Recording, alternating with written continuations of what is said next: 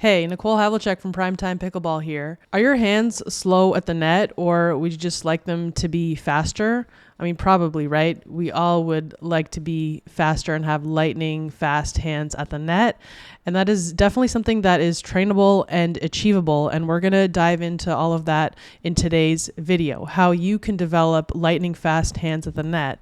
And it's not just about having fast hands. You really need to know what the objective is with the shot that you're hitting. There's multiple ways that you need to be fast. Yes, you're receiving a fast ball, but depending on what fast ball you're getting and what you think you can do with that ball, then there are different options for you and different things that you should be doing in order to be most effective with what you choose to do. You don't just handle every fast ball the same way. There's really 5 different types of shots that you need to be able to hit when a ball is coming in at you fast. So again, it's not just about being able to get your paddle on the ball. What are you trying to achieve with that shot that's going to help you win the point, either right then and there or ultimately? Okay, let's dive into those 5 shots, how to hit them, and how to train them. So those 5 shots really fall into 2 different buckets, a counterattack or like the reset block bucket. So you can either basically be offensive on the incoming fast shot, because that's when you need your fast hands, or you're going to have to be forced to be more defensive and get yourself out of trouble. For a little bit of terminology, housekeeping, I want you to bear in mind as we walk through the examples in this video that whenever I say attacking, I'm generally talking about the first attack, and any attack subsequent to that first attack within that same point, I'm calling a counterattack. Some people say re-attack. So just bear in mind that most shots in a firefight where they're not a block or a reset are typically going to be referred to as a counterattack, except the first one, which generally will be the attack. So we're going to cover 3 shots today that are in the aggressive bucket, and we're going to cover 2 shots that are in the defensive bucket. We're going to start with the full swing counterattack, and we have some examples of that going on right here. So this is Katie right here, this is Alex, and this is Lisa. They're going to help us demo all 5 shots today, and we're starting with the full swing counterattack. There it is, okay? There's a slow-mo of it. That's a cleanup shot. So that's one example. And then another example after this one is we have Alex here is about to do a full swing counterattack. So we have 2 examples of this full swing. You can go for more of a full swing counterattack when you really got a good read on their attack, or if their attack just didn't really overwhelm you and you have enough time to set up and take a big cut at it, and you can either hit it to more of an open space or rip it right back through their body and put the hurt back on them and expect a really weak shot off of your full swing. So when you have the time to hit more of a full swinging counterattack, it means that their attack really just wasn't all that strong, and you're going to make them pay for that. Typically, you're going to be thinking maybe you can end the point right then and there, or set yourself up for a clean finish, right like Katie did right there. So that's what it comes down to on the full swing, is that you just really got a good jump on it and it's high and you can lean on it and you're really trying to finish the point. So those are ideal. I mean, those happen a little less frequently if you're playing a team that's really pretty well matched up and are kind of battling you out evenly, and they're going to happen more frequently when you're the stronger team or stronger player. But I wouldn't expect too many of these opportunities freely on a good team. You're really going to have to set yourself up for it. Moving on to the next type of counterattack, which I tend to like to call the short swing attack or the half swing attack. So I'll play these examples for you and walk you through it. So mostly from the counterattacking perspective, those 3 shots that are in the counterattacking bucket, I expect against an evenly matched team, and you guys are both strong, you're going to be hitting mostly short swing counterattacks and push counterattacks, which we're about to cover next. Full swing, you really have to earn that. Short swing is going to be more used for when you're hitting either an off-speed type of attack and you're trying to get it low and for more placement, but you do have time to put a little extra punch on it because the speed isn't really pressing you 100%. It's pressing you somewhat because you're not able to get the full swing going on it, but you can really lean on it a little bit, but you expect it to come back. So you have to have an abbreviated follow-through so that you can reload right away after your swings. So notice how she doesn't really have like the highest contact, so she can't hit super down and hard and be very offensive. She's more doing like a placement attack and, getting it maybe middle or maybe jamming them up a little bit low on the body here or low on the body to Alex. And they in turn, like Lisa gets a contact somewhere in here. She doesn't get a high contact that she can also punish Katie with. So that's what hands battles a lot of the time come down to, is these short swing counterattacks or push counterattacks that we're going to talk about next. So again, on the short swing, you do have a little bit of extra time. So you put a little extra power on it just because you either read it well or they hit it into a location where, it's a little bit in your wheelhouse and you're not like totally jammed, but you can get a little bit of swing on it and then be ready to reload because it's coming back down on you, and probably with some speed again, because if they're strong and they have topspin, they're going to try to counterattack right away and either jam you up or get it away from you. But a lot of these counterattack half swings are going at the body, and they're going to try to get you like in the right shoulder, in the right hip, anywhere on the right side. That for Alex, and same thing here on Lisa. But they're practicing 2-on-1s here, so Katie at times is attacking cross court, but typically you're going to be wanting to attack the player straight ahead from you since they're closer and they have less time to respond. You don't want to be taking your attacks cross court all that often, but you do want to surprise this player from time to time to keep them honest. And if you get a really good angle that you feel you can hit hard and hit them in a tough spot, then go ahead and do that. You'll see that happening at the pro level. You don't want to limit yourself to just one target, but you want to maybe favor the smartest target and then mix in the other target that maybe is a little more dangerous, but if you strike it well, then it's going to pay off for you. So you definitely want to have more options. So do work on those cross court attacks as well. But again, you mostly want to probably be taking that down the line. If you're enjoying this video, please go ahead and subscribe to this channel so that you don't miss out on any future videos as they come out. Also, please go ahead and give this video a like and ring that notification bell. When you engage with the video, it definitely helps us get this information out more broadly to more people, and we appreciate it. Thanks so much. Okay, next up is the push counterattack. Let's focus on Katie here. She does 2 of them. There's one. There's another one. So we do have a backhand and a forehand push counterattack. There's a forehand push counterattack. There's a backhand. Notice the difference from what you saw earlier. It's really like you're just pushing that paddle right through the ball. There's no backswing. There's virtually no follow through. You're just taking their pace and knocking it back right on them. On one of these, she gets a nice high contact. Yeah, right there. So she can push it down. On the other 2, she had a contact about here. So she has to hit that a little bit more level. And you're just trying to get it low crossing the net and down into their shins, right? As best you can. So I would say the key that you want to be focusing on when you're counterattacking and resetting or blocking, as we show coming up, as best you can, the goal is to keep that ball low crossing the net. If you keep it low crossing net, it's going to be low when it gets to them. The danger is when you hit it high and it gets to them high and it's rising to them. That's the worst. If you can get it, kind of level, that's okay. But the best would be to get it so that it's crossing the net and it's headed down. You can do that in a more or less straight line if you take a little bit pace off it and then it drops. Or you can just, knock it back hard. As long as they're contacting in this neighborhood here, even up to this line, they can't get very punishing and down on you. Yes, they'll hit, if there's good players, they'll hit some strong and good ones from this neighborhood, either away from you, like of course they'd have to bounce and then go away, or they can jam you up here or there into your shoulder, or they can knock it towards your feet either side, and if they get it more down here, that's the best. And strong players can do that off of contacts here and even here.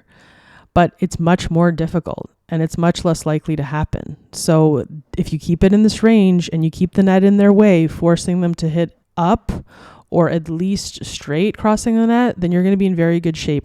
Okay, so please keep that in mind for all of these shots. The best thing you can do for yourself is keep it low crossing the net, which will keep it low down on them. Is there a risk of missing into the net? Of course, but that's why you have to practice and get good at that small target. It's all about being able to hit the small targets, which means being accurate. If you can hit a small target, you're accurate and you're a good player. And if you can do that off of fast incoming shots like these, then you're going to definitely level up your skill. So this is why you want fast hands to be able to execute these 5 different types of shots, depending on what incoming hard shot you get and how much it presses you or doesn't press you. So let's get to developing those fast hands, but knowing what exactly it is we're trying to achieve with those fast hands based on the ball that we get and the options we have with the ball that we get. All right, let's move on to the side-by-side comparison of these 3 different types of counterattacks. Here we have the full counterattack swing. Here we have the short swing or half swing as I call it. And here we have the push counterattack.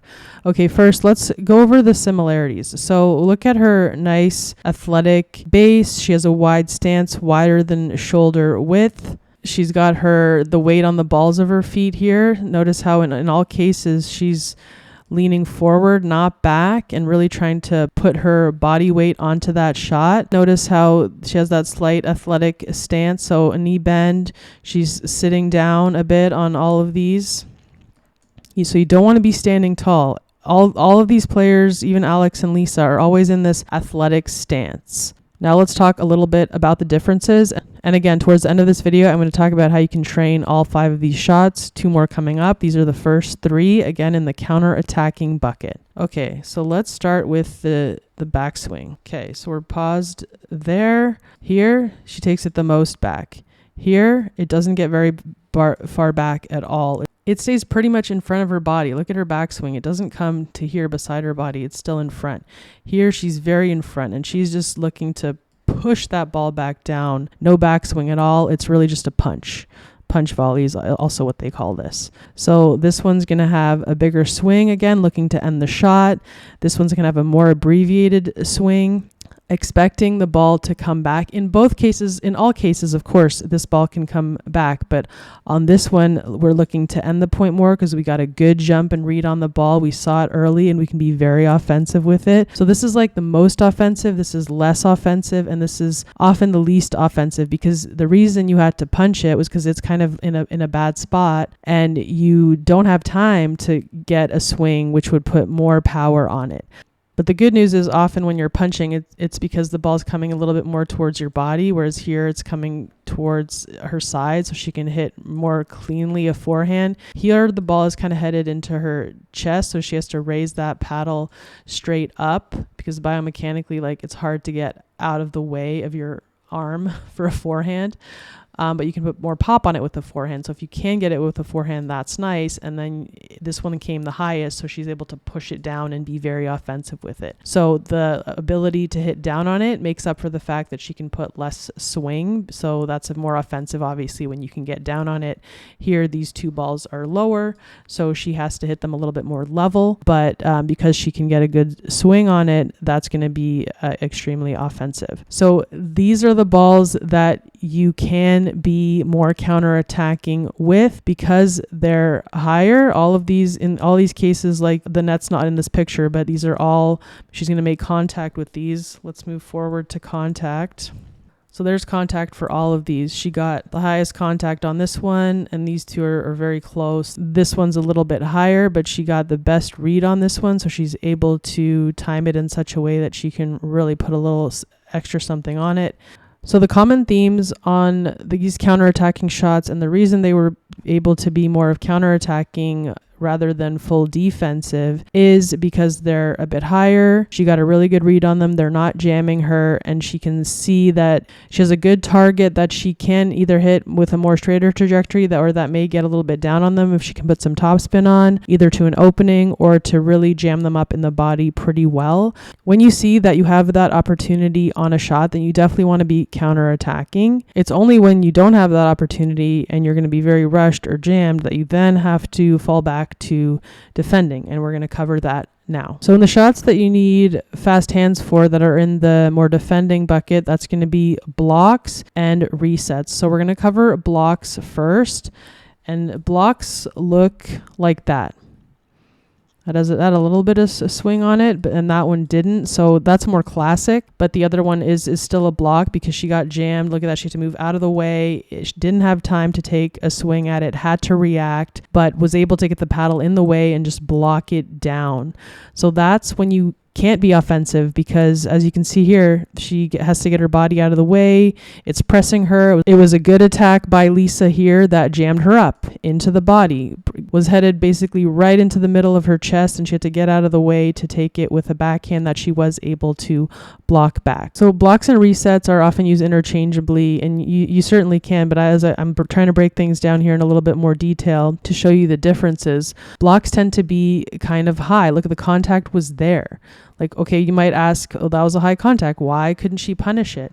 Well, because she was jammed. She didn't get a good read on it. Didn't have the time. Wasn't in a good spot for her. Lisa hit a good attack, and the fast shot did press her. That's why you want to have good attacking skills so that you can press your opponents. Even if they got a high contact, they're not able to punish you with it because they're either stretched or, in this case, she was jammed. So we'll talk a little bit more about in the technique when we do the side by side. Let's move it along now to the reset. So the goal with the block and the reset are essentially the same. You want to just knock it back low and force them into a low contact. The way I think about the block and reset differently is that on a block, you did get a high contact, but you just couldn't be offensive with it. On a reset, you got a low contact and you really had no choice but to drop it back or just knock it back low on them as best you can. If they get it out of the air or it bounces, it doesn't matter. You just have to really force them into a low contact, and that's what will bail you out of trouble. In this case, she hit a half volley. Often they'll be able to hit it hard right here. You're just going to block with your paddle right here, put that paddle down and let it bounce off and try to keep it low as you can crossing the net, but the goal is to make sure it gets down once it's to them. Reset's the toughest shot because it means they did hit a very good attack and the net's in your way, and you have a very short distance to get that ball up and down off of a hard shot. So I would train this one a lot. Hard incoming shots low on you that you take either as a half volley, as she did here, or out of the air, that you just stick your paddle out there. You're able to find the perfect angle and the perfect amount of softness in your hands in such a way that when the ball hits your paddle, it just gently knocks over the net low onto their side. This is the toughest of the 5 shots, and it's the shot that most players that are low level struggle with because it requires a huge amount of finesse. You're taking max speed shots low and trying to just take all the pace off and with precision and accuracy drop it onto their toes. Not easy, but highly trainable and doable. All right, so let's take a look at the side by side on these just to get a better look. All right, now we have a much clearer view of the difference, the high contact and the low contact, which is, in my view, pretty much the only thing that differentiates a block from a reset. Ultimately, you're trying to do the same thing with it. Because on the reset, she had to get much lower. She has more of a knee bend. Here, she has less of a knee bend, but still always an athletic, wide base stance with your weight forward on the balls of your feet.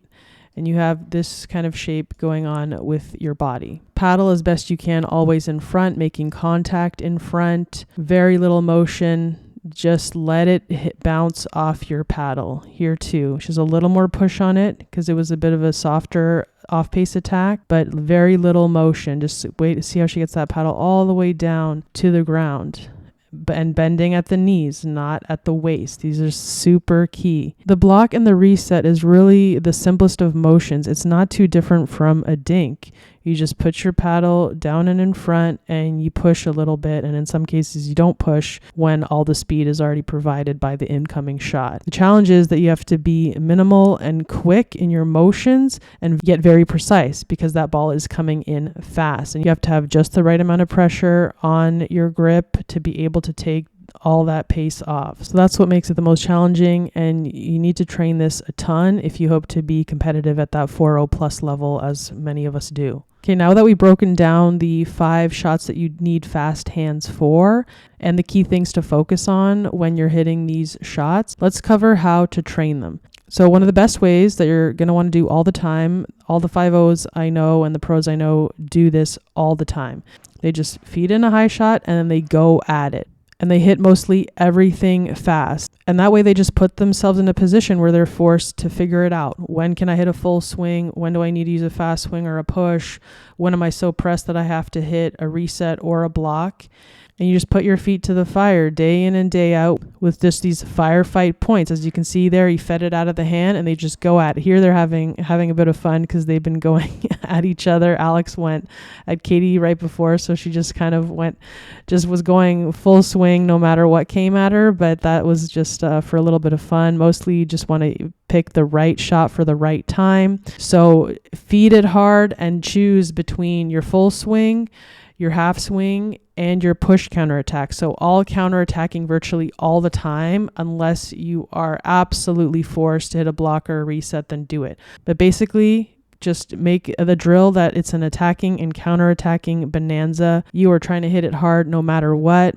Main goal is to keep it low. And as you do this over and over again, you will figure out when you need to do each one of those three. It's going to come more naturally. What you can also do is set up each of these in isolation. So let's go back to the full swing. Let's say you wanted to practice your full swing counterattack. So let's just get all these 4 players on the screen here. Here, Alex is getting ready for a feed. Let's say that you have decided that Katie needs to practice her full swing counterattacks. And then you can then take turns about who is the solo player. Like for a while, Katie can be here, then Lisa, then Alex, and you're all wanting to work on your full swing. Alex can just feed her a ball that's an attack, but maybe wasn't the strongest attack, and she could take the first shot off the feed as a full swing. And then they play the rest of the point out, attacking, counterattacking mostly, and blocking and resetting where absolutely necessary. And you do it that way. And that way, every time, Katie's definitely at least seeing one full swing counterattack because she's practicing it off the feet.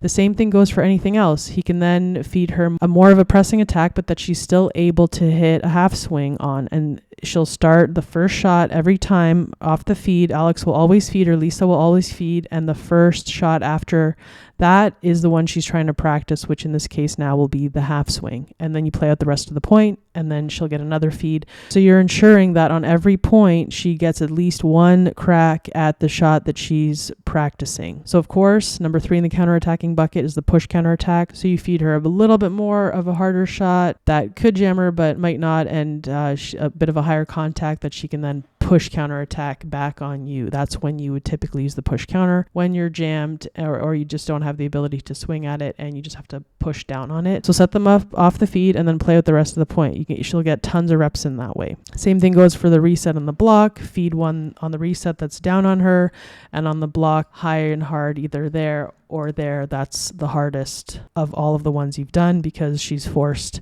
to block on a high shot. And then, of course, when you're playing out the rest of the point, you're going to get the opportunity to possibly hit all 5 shots, or at least many of the 5 each and every point. So that's a great way to practice it. And here in this case, they're doing it 2-on-1. And of course, one of the ways to get the most amount of reps in it is when you go 1-on-1 with a drilling partner that's willing to do this. And you can alternate who feeds every time or however you want to set it up. You can also isolate one person specifically and they're getting all the feeds for 5 or 10 minutes on whatever shot it is that they want to work on, and then switch it up to where the other person is receiving all the feeds. And that first feed is right into whatever it is that they want to be working on. It could be the same, could be different, could be more forehand specific, could be more backhand specific. Isolating drills like this where you give them the shot that they're looking to practice right off the feed and then you play it out is a great way to get your training in. And of course, playing it out is just going to make you hit that many more shots as well, and several of the ones that you're trying to work on. So get out there and get into this firefight training. Your hands will get better.